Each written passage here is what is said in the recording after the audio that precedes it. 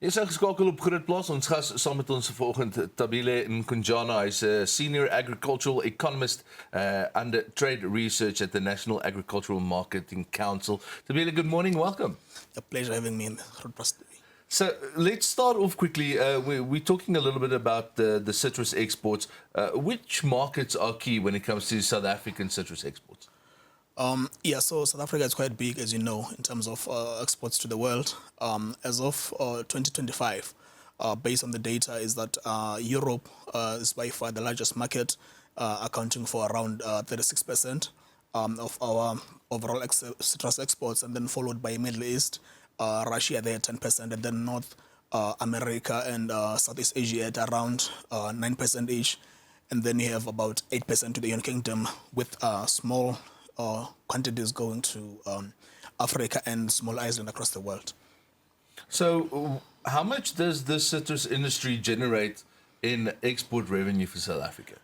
So over the years, our revenue has been increasing, of course, with the volumes. So based on the data for 2025, we are standing at around 2.5 billion. That is in US, and that is actually a substantial increase from 2024, which was around 39%. That is in value. But if you had to convert it from the dollars to the rands, it was around 44 billion. That was only for 2025. That is the year. But over the years, the trend, it has been an increasing one. How does the citrus industry then compare to our other export markets in terms of volume and income?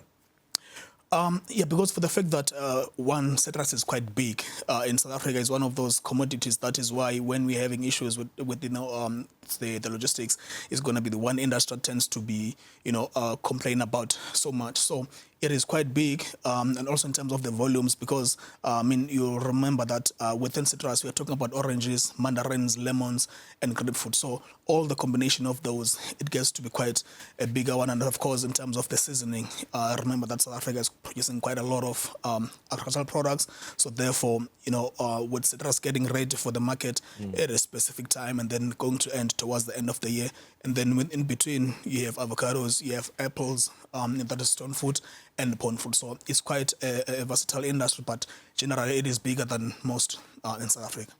So according to new research and data, it says South Africa was able to overtake Spain as the world's largest citrus exporter. What was the biggest driving factor behind this? I think that's something that we are happy about. It's good to see that as much as the industry has faced a number of issues over the years, it is managing to pull up these numbers, both in terms of the export performances and production. So basically, to answer your question in terms of how did we manage to get to increase those volumes, it has been mainly been the good weather. You remember that the previous season South Africa has quite a good production season because of the rains, even the dams that we have, the levels in terms of for those that are irrigations, and also the fact that we have seen a number of trees or the orchards that have been younger in the previous years coming in to boost the production yield. So generally that is the reason, but for now, the point it is important to mention the fact that we are bigger in terms of the volumes, but in value, Spain is still leading there. But we are hopefully that in the next few years, improving our quality and so forth, perhaps we'll overtake Spain even in value. Hopefully that'll change very soon. Now, does our South African position in the Southern Hemisphere give us a bit of a competitive edge in the global market? Certainly, it's certainly because the thing about trade, the beauty of it is the fact that, when one part of the world runs out of certain products, then the other one is getting into it. And with South Africa now being, in the southern part, that's why, our markets are in Europe, because when our products get ready, that the citrus gets ready for the world, then the upper markets, they are running out normally, and that's something that has always been, favorable for South Africa. And of course, we are pushing a lot of, the other means of making sure that citrus from South Africa is getting to be well known, through advertisement and other sort of other boulevards. But the reality is that, the differences in terms of the marketing seasons, it really boosts South Africa to be able to, occupy the space at a specific time, especially when the likes of the countries up there, are running out of their, fruits, like the likes of Spain. And of course now Egypt is also pushing the numbers, but I think it remains the fact that South Africa has that edge in terms of getting ready at a period the other bigger markets at the northern hemisphere are getting running out. So how do we go about marketing our product to new potential markets? So yeah, I think partly I've touched on this, but the reality is that for one, South Africa has always been known to have quality in terms of all our, particularly the horticultural products or fruit in general. So for one, we will have, all those rigorous marketing, be it the ball, but I know that there's also the one, I think there was something that was happening in Russia where we have a big, billboard across the road when people were driving through, they could see, huge billboard sort of, advertising citrus from South Africa. And then of course we have Intel, retail, advertisement that is being made as well. And that, of course, it goes through, remember that whenever we have these kinds of logistics across the world, we'll have a representative from South Africa. And, of course, given the fact that we have increasingly been, putting so much work with all our, sectors, not necessarily the industry citrus that is, but also in others, the fruits of like apples and everything else. So generally, it is just an advertisement and across, and of course, doing a business, just generally being a trustworthy country in terms of abiding by what is needed to produce a quality fruit. Thabile, we're going to be back with you in a second. Dis ons gas op GROOTplaas vanoggend, Thabile Nkunjana. Hy's 'n senior agricultural economist by die National Agricultural Marketing Council. Ons gesels 'n bietjie oor sitrus-uitvoere, maar kom ons kyk nou eers na die GROOTplaas kalender.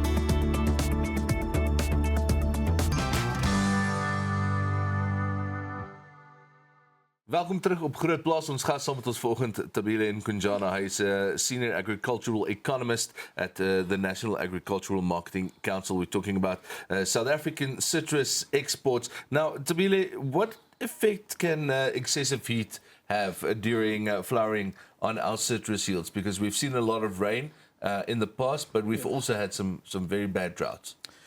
Yeah, so in reality is that agriculture in general is such a sensitive, sector when it comes to weather patterns. This doesn't have to be, you can have good rains, as you're mentioning, but when you have excessive heats, that will always have, impact in terms of the yields. So therefore, when you're at the period where, we have the germination period of the product, it is quite important that you have a balance in between either not too much heat or maybe, or excessive, rains, or can be even wind. So it is important that, you have quite a good, balance in between. That is why, for instance, if we are talking about the citrus, you find that a lot of guys are going beyond to have, conditions beat by the means of, the nets that they are using, because all that, it helps to make sure that, the environment for the period, it gets to be quite conducive so that you can be able to get, as high and quality yields as possible. But of course, as I was saying that within the agricultural sector, it is a risk that is always going to be there. It's just a matter of, how fortunate you are going to be in that season, because remember also there are frosts that sometimes affect, all the other agricultural production. So let's expand on that maybe a little bit. And how can rainfall patterns during the growing season affect fruit development? Yeah, you see that again, another timing that is needed there. But for South Africa for now, at least the good thing is that we are really, a very commercialized sector. So therefore, even when we don't have as much, rainfalls at certain periods, but if we have good amounts of, water that is available for the irrigation systems, because there's so much investment that has been made across, the country, especially if you have to travel to areas like citrus-Styles, the western part of the country, a little bit of Limpopo, you see a lot of investment being put into irrigation. So therefore, as much as sometimes we'll have issues with the rain patterns themselves, but if we have harvested enough, so therefore we have enough water to be able to irrigate, then that somehow it really does, help, especially in terms of the seasons when we have quite some droughts. But generally, it's a good thing that you have the balance of all of these, especially during the period of the germination of the product, because that makes sure that you're gonna have a quality fruit, and not only the quality fruit, but of course be able to export a fruit that's gonna be competitive to the world market. So one of the growing challenges we've seen with exports is obviously logistics, especially when it comes to our harvest and stuff. Do we still have those logistical problems? So for this year, actually even last year, there's a period where, we had quite some issues there. But I think for now, the general view is that because of the collaborations that have been happening, remember there's been so much push for Transnet to sort of work with the private sector. And there's so much that is being put to making sure that irrespective of the production that you're getting, because the issue that we have been having in South Africa is that for the past few years, we haven't really made investments that were keeping aligned to what we are producing, because we have seen a drastic production in terms of our products. So therefore now our logistics couldn't really keep up with that. And especially if we had to bring in the issue of railways that have sort of been really damaged, especially since the COVID. So in recent times, things haven't been so bad.